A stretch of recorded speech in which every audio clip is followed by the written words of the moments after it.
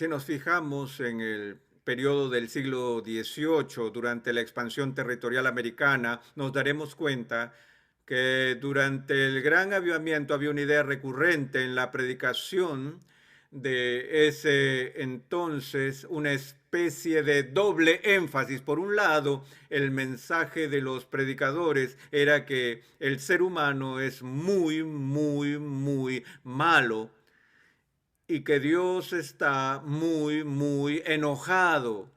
En otras palabras, hubo tal énfasis en el pecado humano y en la ira de Dios que casi algunos terminaron llamándola la teología del miedo, la cual predominó durante ese periodo. Y luego, en el siglo XIX, vemos una dramática reacción en contra de esa clase de tendencia en la predicación, de modo que ahora el mensaje era, ok, el humano no es tan malo y Dios no está tan enojado. El énfasis estaba ahora en el amor de Dios y la bondad del ser humano. Bueno, a finales de ese siglo, a principios del siglo XX, en Norteamérica hubo una respuesta a esa reacción dentro del mundo de la teología, con el advenimiento de una teología llamada teología de la crisis. Y fue llamada teología de la crisis porque lo tomó prestado del término griego crisis, que significa juicio. Estos teólogos en Norteamérica dijeron que si iban a tomar en serio el retrato bíblico de Dios, deberían una vez más tomar en serio lo que dice la Biblia acerca de la ira de Dios. Había algunos extremistas en ese grupo que decían que lo que vemos en las Escrituras, especialmente en ciertos momentos del Antiguo Testamento, es una expresión de algo que es irracional en el carácter de Dios mismo. En otras palabras, ellos dijeron que sí, que es inevitable ver sin lugar a dudas una manifestación de la ira de Dios en el Antiguo Testamento. Pero esa ira no es tanto una manifestación de la justicia de Dios o de su santidad, sino una manifestación de un defecto en su propio carácter.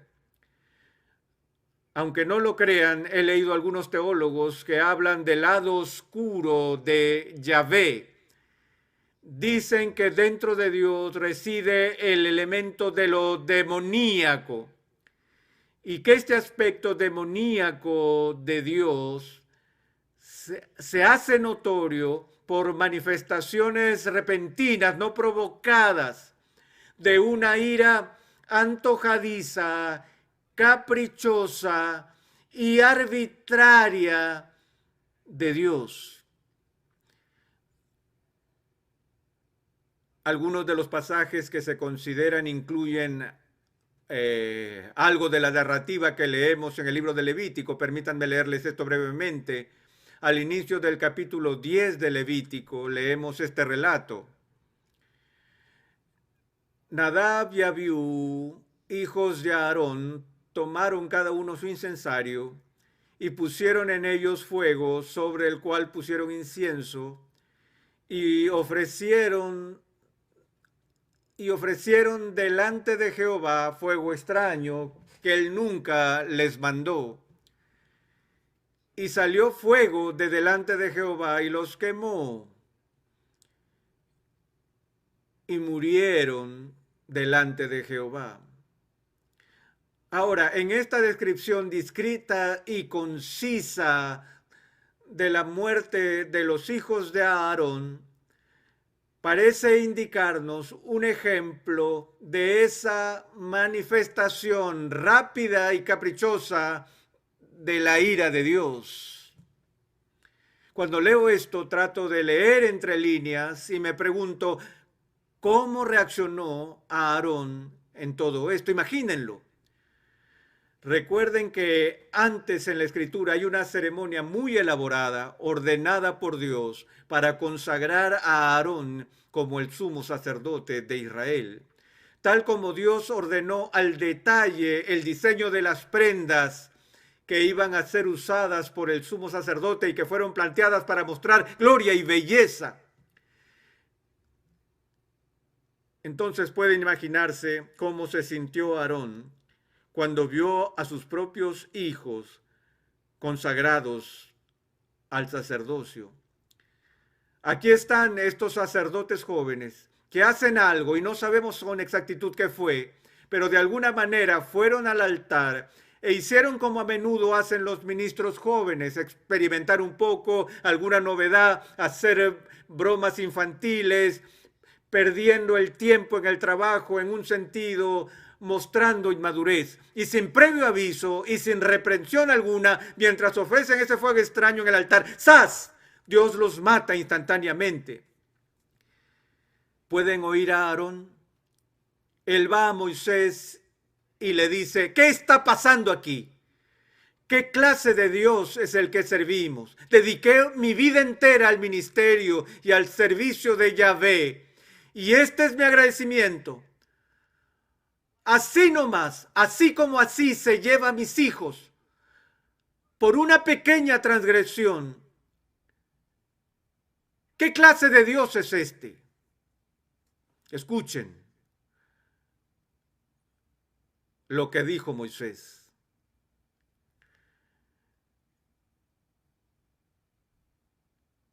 Entonces Moisés dijo a Aarón, esto es lo que habló Jehová diciendo, en los que a mí se acercan, me santificaré.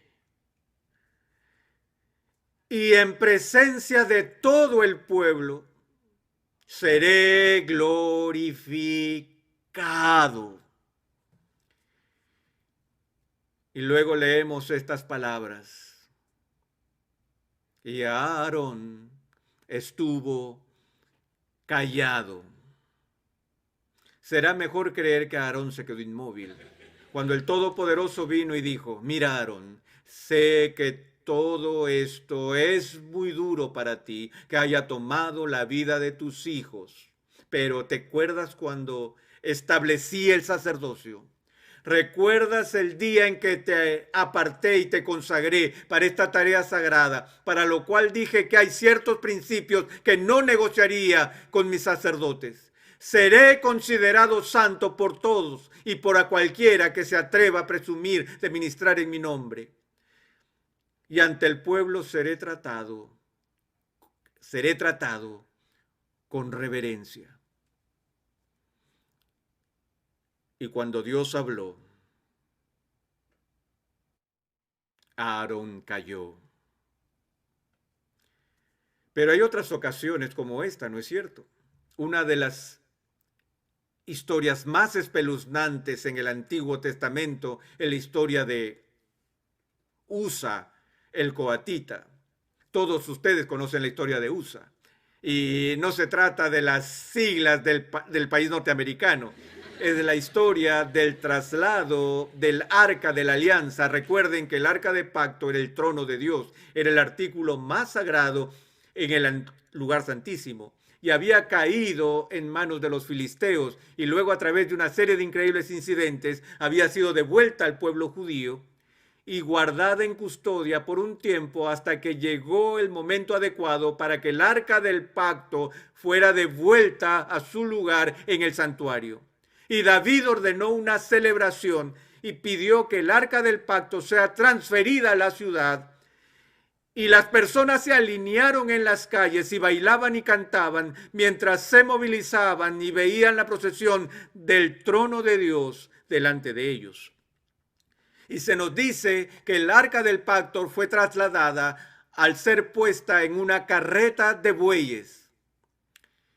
Y la Biblia nos dice que a medida que el carro se desplazaba por el camino, los coatitas caminaban junto a ella para protegerla, cuidándola. Uno de ellos se llamaba Usa. Y en medio de la procesión, de repente, uno de los bueyes tropezó.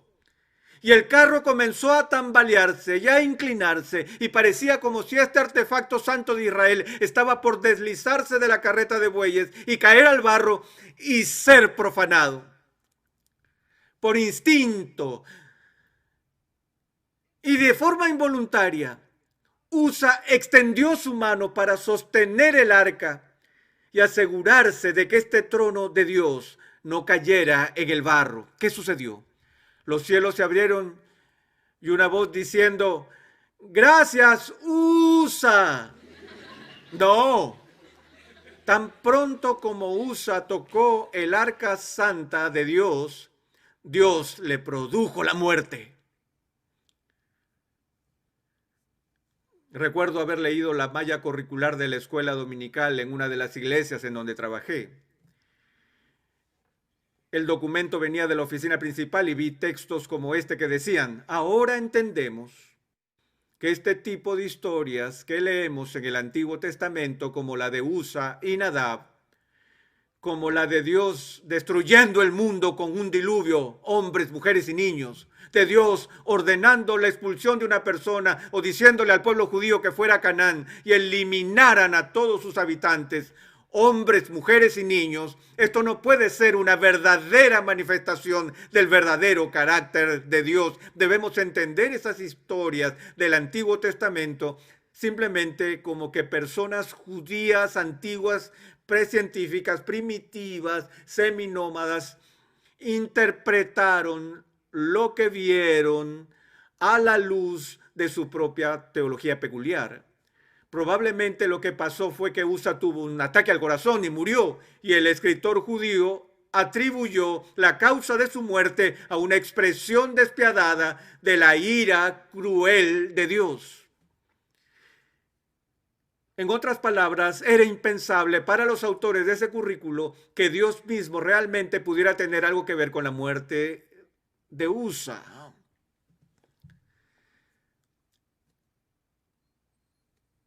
Sin embargo, si vemos con atención el Antiguo Testamento y la historia de los coatitas, creo que la respuesta se hace evidente. Recuerdan que en el Antiguo Testamento a las 12 tribus de Israel se les asignaron ciertas tareas y asignaciones que la tribu de Leví fue apartada para Dios como la familia que sería responsable del sacerdocio y de los asuntos del templo, de la educación y de otras cosas. Y Leví era de esa tribu. Dentro de la familia de Leví había otras familias importantes y a cada familia se le asignó una tarea especial. Ahora, Coat fue uno de los hijos de Leví y la familia de Coat fue separada por Dios para una tarea específica. Su trabajo, toda su razón de ser, la vocación de sus vidas era cuidar de las cosas sagradas.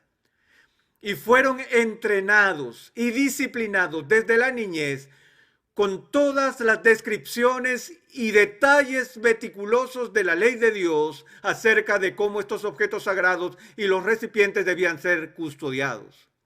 Y el único principio absoluto y no negociable que se le inculcó a cada coatita desde que era un niño fue este: nunca, nunca, nunca, nunca, nunca toques el trono de Dios. Y Dios dijo, si lo tocas, morirás. En primer lugar, nos preguntamos por qué transportaron el arca en una carreta de bueyes. Tenía que ser transportada a pie. Había hoyos en el borde del arca a los que se insertaban varas para asegurarse de que ninguna mano humana tocara ese trono. Pero en vez de eso tenían prisa y la pusieron en la carreta de bueyes. Y así se fueron. Y Usa hizo lo impensable. Él tocó el trono de Dios. Pero nosotros decimos, espera un minuto. ¿Por qué lo hizo? Su motivo era puro. Estaba tratando de preservar el trono de Dios de caer en el barro. El presuntuoso pecado de Usa fue este, señoras y señores. Él supuso que sus manos estaban menos contaminadas que la tierra. No había nada en la tierra que profanara el trono de Dios. La tierra estaba allí en el suelo haciendo lo que Dios la había llamado a hacer. Ser tierra, convertirse en polvo cuando se secara y volverse barro al mezclarse con agua. Ella obedece las leyes de Dios día tras día, haciendo exactamente lo que se supone que el polvo debe hacer. No hay nada profano allí. Fue la mano del hombre de la que Dios dijo, no la quiero sobre este trono. En una palabra, Usa violó la ley de Dios y Dios lo mató. Pero aún así, ¿no parece esto una manifestación de un castigo cruel e inusitado? Si nos fijamos, por ejemplo, en el Pentateuco y vemos la lista de crímenes capitales que se especifican en Israel, hay más de 30 delitos para los que Dios ordenó la pena de muerte entre los judíos. No solo por asesinato en primer grado, sino por actos homosexuales, por adulterio. Si un niño era malcriado en público y ofendía a sus padres, podía ser condenado a muerte. Era un crimen capital para un judío ir a un adivino. Por más de 30 delitos, Dios ordenó la pena con la muerte. Y de nuevo, los teólogos miran esto y dicen, cuán primitivo, cuán sanguinario, qué severo. Esa no puede ser la palabra de Dios, sobre todo a la luz del Espíritu de misericordia y amor del Nuevo Testamento. Uno de los capítulos fascinantes o acotación de la historia de la Iglesia es el hecho histórico que provocó la compilación formal de la Biblia como el canon de las Sagradas Escrituras. Recuerden que es un libro compuesto de muchos libros individuales. 27 libros del Nuevo Testamento, estas epístolas individuales y evangelios que fueron escritos muy temprano, circulaban en la iglesia y eran reconocidos como escritura y funcionaban como escritura, pero nadie se molestó en ponerlos juntos y decir, esta es la Biblia. Hasta que un hombre llamado Marción produjo la primera edición formal de la Biblia, el primer canon de las Sagradas Escrituras. Fue un canon muy extraño. El Antiguo Testamento estaba ausente y muchos de los evangelios estaba ausente. Solo unos pocos comentarios del apóstol Pablo fueron incluidos en este canon porque el principio de trabajo de Marción fue que cualquier referencia al Dios del Antiguo Testamento, Jehová, no podía ser Sagrada Escritura porque Jesús en el Nuevo Testamento revela una deidad distinta a esa deidad explosiva y malgeniada que tronó desde el Sinaí en el Antiguo Testamento. ¿Alguna vez lo habías pensado? Lo escucho hoy en día todo el tiempo. Hay marciones en todas partes que me dicen, bueno, me gusta el Nuevo Testamento, pero ese Dios del Antiguo Testamento es más de lo que yo puedo soportar. Cuando comparamos el Antiguo Testamento con el Nuevo Testamento, el Antiguo pareciera severo.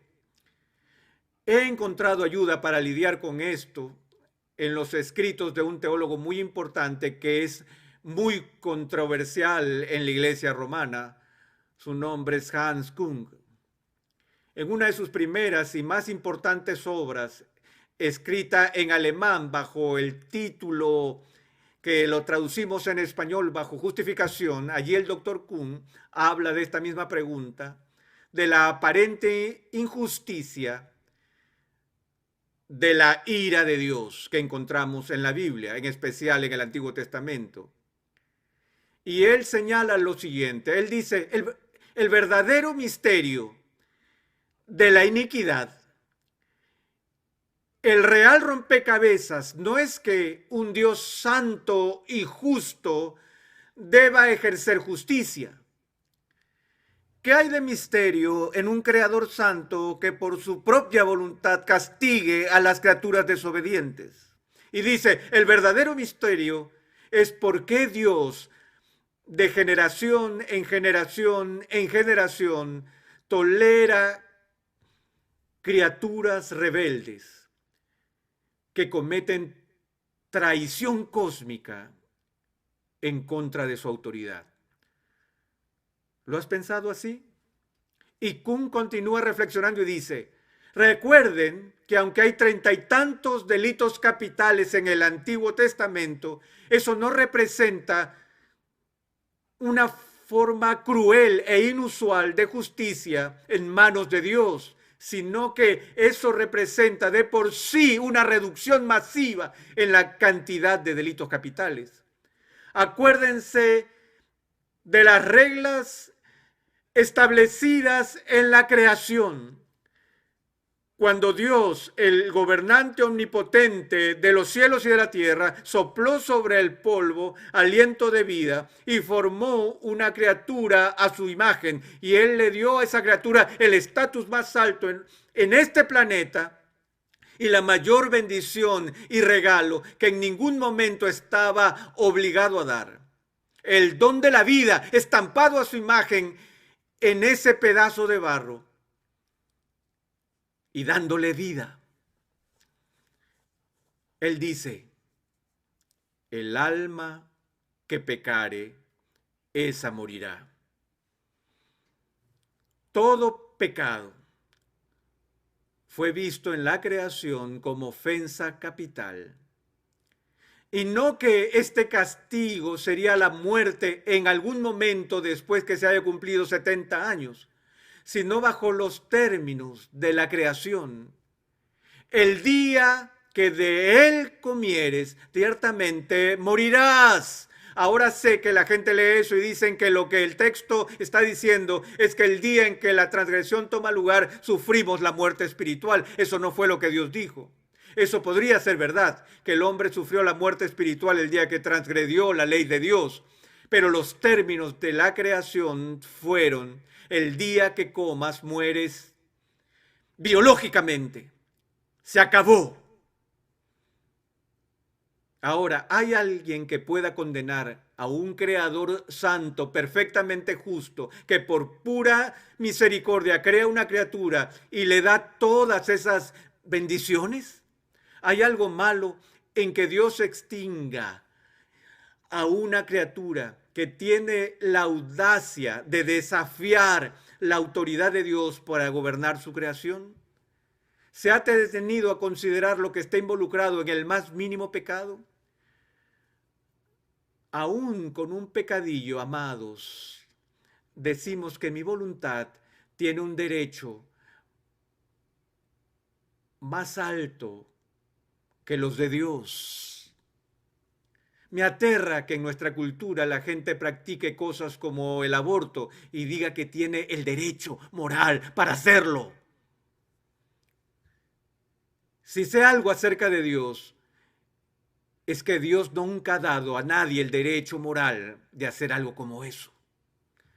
Y me estremezco al pensar en lo que pasará cuando una persona se presente ante Dios y diga, yo tenía el derecho de hacer eso. ¿Quién tiene ese derecho?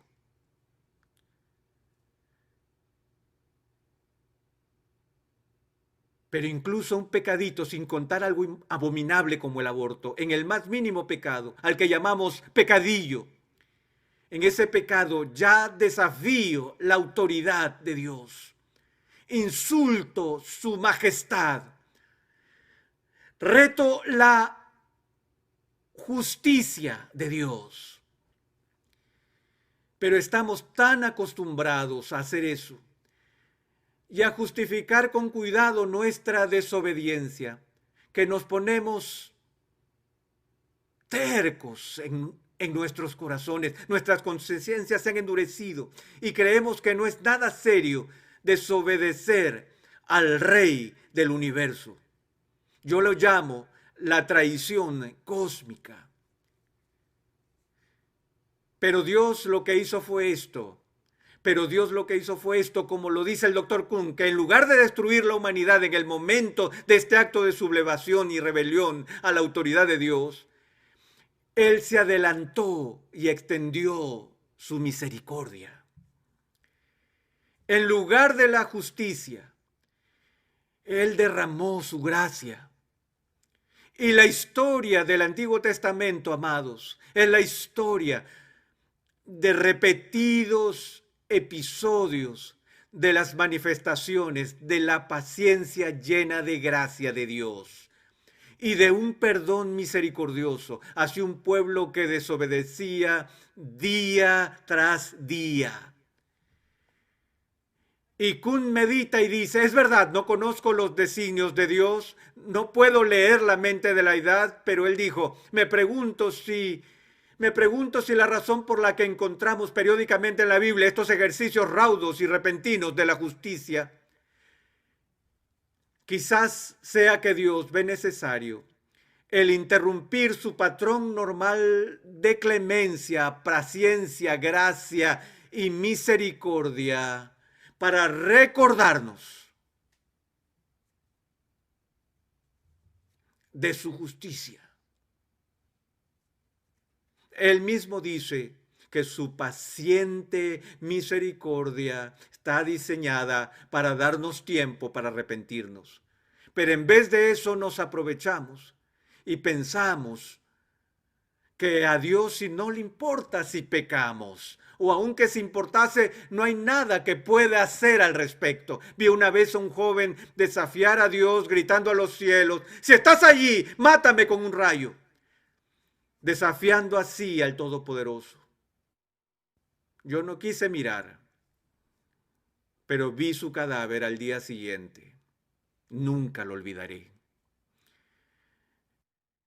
Pero señoras y señores, estamos tan acostumbrados a los patrones normales de gracia y misericordia de Dios, que no solo comenzamos a darlos por sentado, los asumimos y empezamos a exigirlos, y si no lo conseguimos, enfurecemos. Hace poco hablé en el Seminario Teológico de Dallas, compartí de un pasaje en el Nuevo Testamento donde Jesús habló de este mismo tema y utilizó mi ilustración favorita. Cuando yo era un joven profesor universitario, mi tarea era enseñar a 250 nuevos estudiantes introducción al Antiguo Testamento.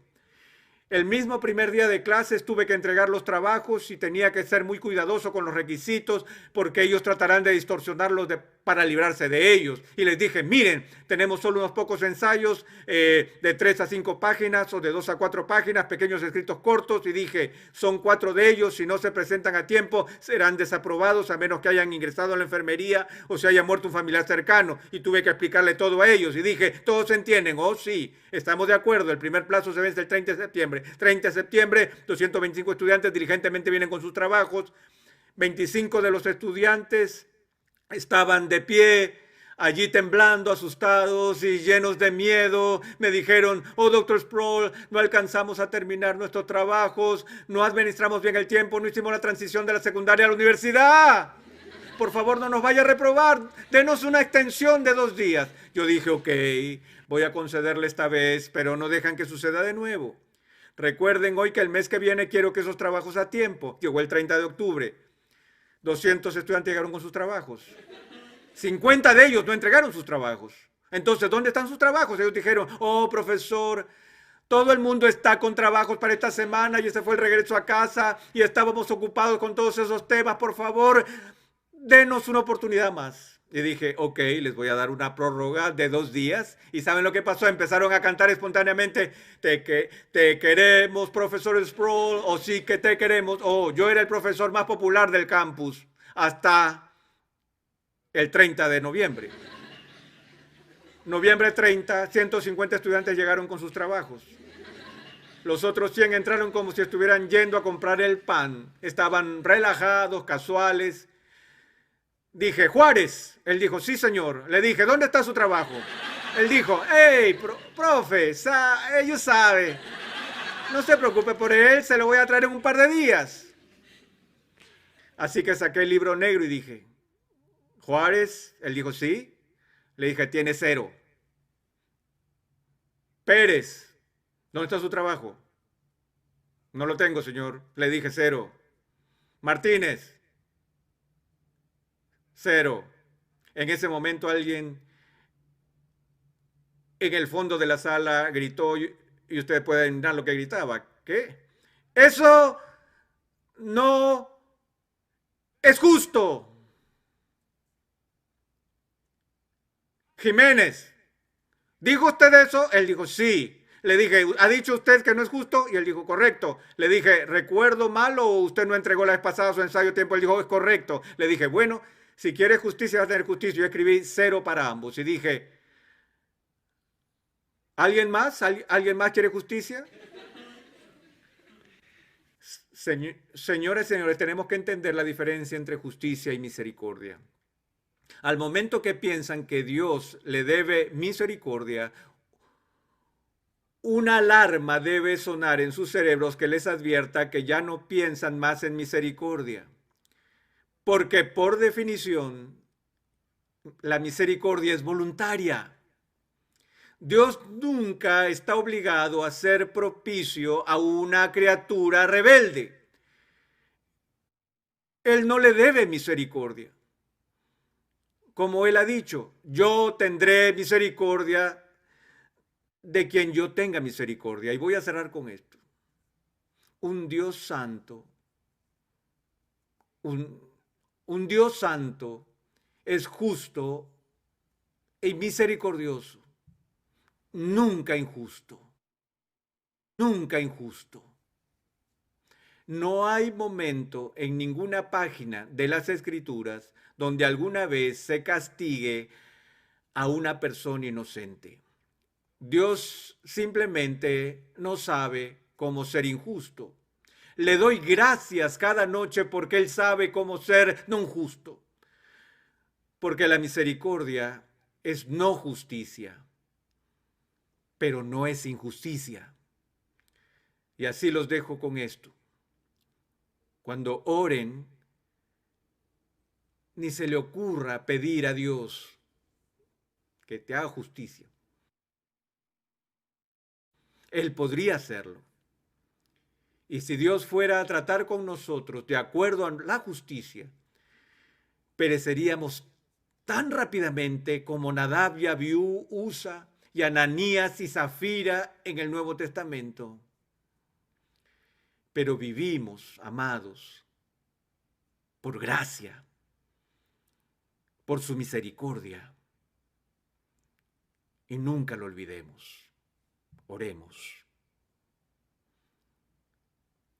Padre nuestro, perdónanos por dar por sentada tu bondad amorosa, por exigirla, por enojarnos cuando no la recibimos. Padre, ayúdanos a asombrarnos con tu gracia, porque lo pedimos en el nombre de Cristo. Amén.